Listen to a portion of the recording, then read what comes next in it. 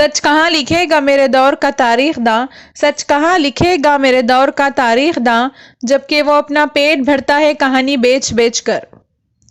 السلام علیکم ناظرین، اے بی نیوز اردو میں آپ کا خیر مقدم۔ میں ہوں نسرین صبا۔ خبروں کا سلسلہ شروع کرنے سے پہلے آئیے نظر ڈالتے ہیں آج کی سرخیوں پر۔ کریم نگر کیبل برج کے افتتاح کی تاریخ۔ تلنگانہ اردو ٹرینڈ ٹیچرز ایسوسی ایشن کے زیر اہتمام اویئرنیس اینڈ گائیڈنس پروگرام کا انعقاد۔ ضلع کو دارآمد انتخابی ساز و سامان، آئی وی ایم کی باریک بینی سے جانچ کی جائے، R V Kannan. B R S party ہی بی جے پی کی متبادل سیاسی جماعت۔ چھڑکاؤ کے ذریعے تخم ریزی کرنے کسانوں کو مشورہ۔ گجویل کے عوام کی بنیادی ضرورت کی تکمیل کو اولین ترجیح۔ طبی خدمات کو موثر ڈھنگ میں انجام دینے کا مشورہ۔ تلنگانہ کے محکمہ آر اینڈ بی میں 472 نئی جائیدادیں شامل۔ تلنگانہ اوورسیز اسکالرشپ اقلیتی امیدواروں کے لیے ضروری اطلاع۔ اب بڑھتے ہیں تفصیلی خبروں کی جانب۔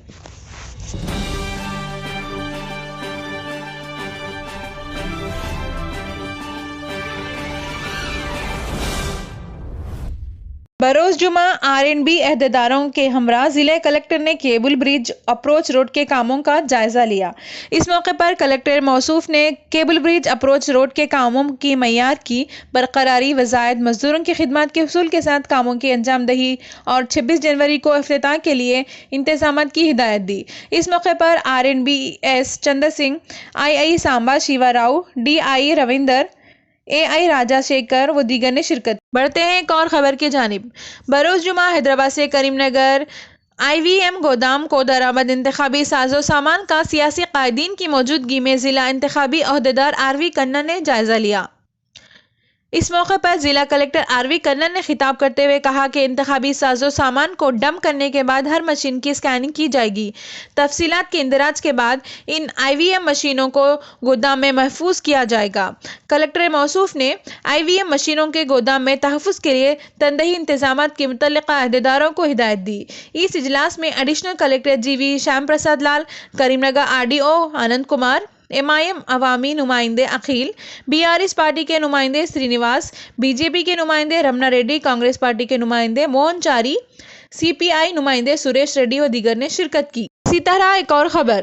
تلنگانہ اردو ٹرینڈ ٹیچرز ایسوسی ایشن کے زیر اہتمام بروز اتوار بتاریخ 8 جنوری بمقام مسلم شادی خانہ کریم نگر میں ایک اویئرنیس اینڈ گائیڈنس پروگرام منعقد کیا جا رہا ہے۔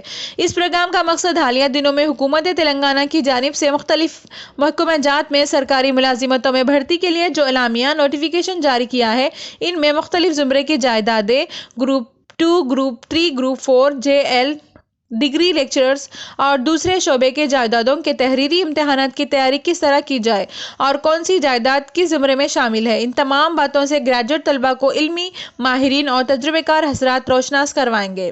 اس پروگرام کی صدارت سرور شاہ بیابانی اور نگرانی سید افضل محی الدین فرمائیں گے۔ تمام اہل امیدوار اس پروگرام میں زیادہ سے زیادہ تعداد میں شرکت کرتے ہوئے استفادہ فرمائیں۔ رکن اسمبلی حسن آباد وی ستیش کمار نے کل پرزور انداز میں کہا کہ ریاست و قومی سطح پر بھارت راشٹر سمیتی پارٹی ہی فرقہ پرست سیاسی جماعت بھارتیہ جنتا پارٹی کا سیاسی متبادل ہے۔ ریاست اور قومی سطح پر ملک کے عوام چیف منسٹر تلنگانہ کے چندر شیکھر راؤ کو ملک کا نجات دہندہ اور عوامی مفادات کا پس منظر رکھنے والا قومی قائد کی نظروں سے دیکھ رہے ہیں۔ بھارتیہ جنتا پارٹی نے ملک کی ترقی اور خوشحالی کے علاوہ عوامی ضروریات کی تکمیل کو پس پشت ڈال کر محض فرقہ پرستی کے فروغ، خوشگوار اور پرامن ماحول کو بگاڑ کر تناؤ اور کشیدگی پیدا کرنے کے علاوہ عوام کے مفاد کا کوئی کام انجام نہیں دیا۔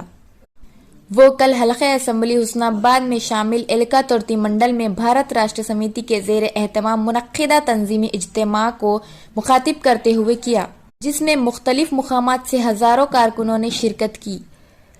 انہوں نے جلسے عام میں اپنے سلسلے خطاب کو جاری رکھتے ہوئے کہا کہ مرکزی اور نریندر مودی کی حکومت نے ریاست تلنگانہ کو واجب الادا ہزارہ کروڑ روپے کا فنڈ روک دیا ہے، جس کے نتیجے میں نئی ریاست تلنگانہ میں معاشی تنگی پیدا ہوئی، تاہم چیف منسٹر کے چندرشیکھر راؤ نے بے جگری کے ساتھ حالات کا مقابلہ کرتے ہوئے ریاست میں جاری تمام فلاحی اسکیمات کو کامیابی کے ساتھ جاری رکھا، جس سے بی جے پی کے مرکزی قائدین اور وزیر اعظم چراغاں ہو گئے۔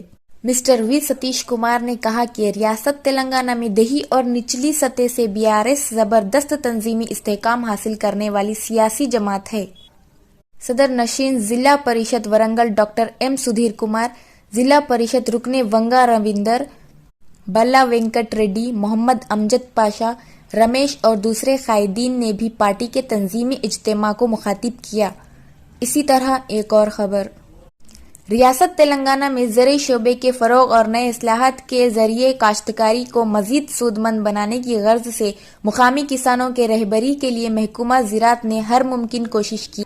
اس ضمن میں کل جنگاؤں حلقے کے مدور منڈل میں مقامی اسسٹنٹ ایگریکلچر آفیسر رادھیکا نے کرروڈ محمد حمید الدین نامی کسان کی جانب سے اخراجات کی کمی کے تناظر میں ہاتھ کے ذریعے چھڑکاؤ اور تخم ریزی کرنے کے کاموں کا تفصیلی مشاہدہ کرتے ہوئے محمد حمید الدین کی کافی ستائش کی اور کہا کہ ہاتھوں کے ذریعے بیج چھڑکاؤ کرنے سے زرعی مزدوروں کی ضرورت کم محسوس ہوتی ہے۔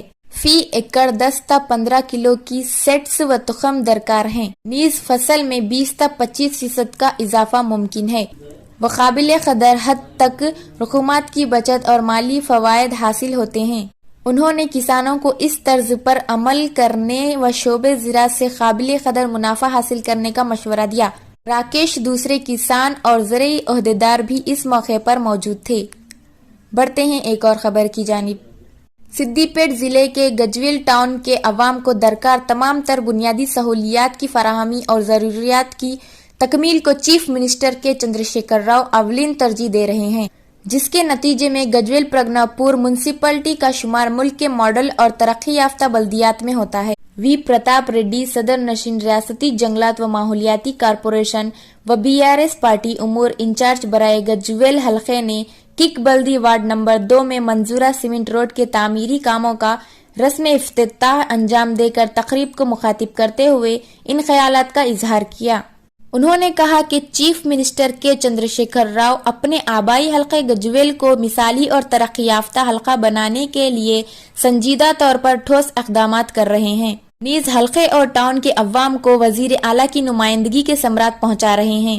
افتتاحی تقریب میں متعلقہ councillor Balamani Srinivas Reddy, B Rajitha Mattaiah, Mohammad Abdul Rahim, commissioner بلدیہ ودیا دھر، صدر ٹاؤن کمیٹی محمد نواز میرا، زرعی مارکیٹ کمیٹی کے رکن سید متین احمد، محمد سمیر کے علاوہ RK سرینیواس اور مقامی عوام کی کثیر تعداد بھی تقریب میں موجود تھی۔ اسی طرح ایک اور خبر، ریاست تلنگانہ کو صحت مند اور خوشحال کے علاوہ کسی بھی قسم کے امراض سے پاک بنانے کے لیے حکومت تلنگانہ کی جانب سے کیے جانے والے اقدامات قابل ستائش ہے، نیز ریاست تلنگانہ صحت مند اور مستحکم ریاست بن رہی ہے۔ چیف منسٹر تلنگانہ کے چندرشیکھر راؤ ریاست کے عوام کے تمام طبی ضروریات کی تکمیل کے لیے بڑی فراخ دلی کے ساتھ رقومات مختص کرتے ہوئے متعدد اقدامات کر رہے ہیں، جن میں بینائی کے امراض سے متاثرہ مریضوں کے خاطر خواہ علاج کے لیے کنٹی ویلگو اور مختلف مقامات پر ڈائلسس مراکز کا قیام شامل ہے۔ ان خیالات کا اظہار ضلع پریشد رکن چگر مامڈی منڈل جی رویندر نے کل مقامی پرائمری ہیلتھ سینٹر پر منعقدہ ایک جائزہ اجلاس کو مخاطب کرتے ہوئے کیا۔ انہوں نے طبی اور نیم طبی عملے پر زور دیا کہ وہ اپنے خدمات کو مزید مؤثر اور عوام کے قریب تر کرنے کا ہر ممکن کوشش کرے، نیز صحت مند تلنگانہ کے قیام کے لیے KCR حکومت کی جانب سے مقرر کردہ اہداف کو حاصل کرنے میں حکومت تلنگانہ کے ساتھ تعاون کرے۔ جی رویندر ZPTC نے اپنے خطاب میں منڈل کے عوام کو کنٹی ویلگو پروگرام سے بھرپور استفادہ کرنے کا مشورہ دیا۔ اسی طرح ایک اور خبر، تلنگانہ حکومت نے محکمہ R&B میں 472 نئی جائیدادوں کو شامل کرنے کے احکامات جاری کیے ہیں۔ 132 assistant executive engineering civil, 90 deputy executive engineer civil, 61 junior assistant اور کچھ دیگر ملازمتوں کی نئی تخلیق کی گئی ہے۔ پہلے منظورہ شدہ 62 جائیدادوں کو منسوخ کر دیا گیا ہے۔ واضح رہے کہ گزشتہ سال 10 دسمبر کو چیف منسٹر چندرشیکھر راؤ کی قیادت میں ریاستی کابینہ کی میٹنگ میں اس سلسلے میں اہم فیصلہ لیا تھا۔ کابینہ نے محکمہ R&B میں بڑھتے ہوئے کام کے بوجھ کو کم کرنے کے لیے محکمے کی تنظیم نو کرنے کا فیصلہ کیا تھا۔ اس کے حصے کے طور پر کابینہ نے R&B ڈپارٹمنٹ کے مختلف شعبوں میں کل 472 اضافی جائیدادوں کی منظوری دی ہے۔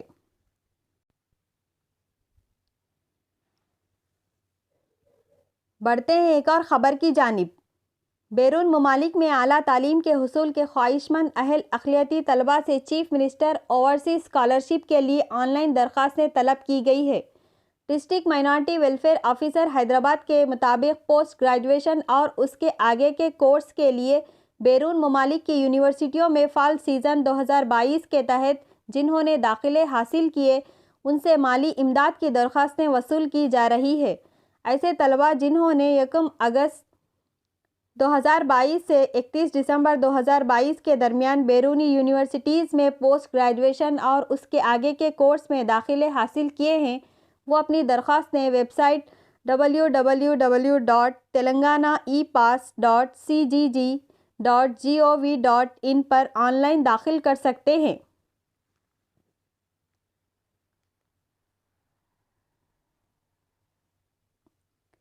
اختتام کے بعد امید کرتے ہیں کہ انشاءاللہ کل پھر ملاقات ہوگی۔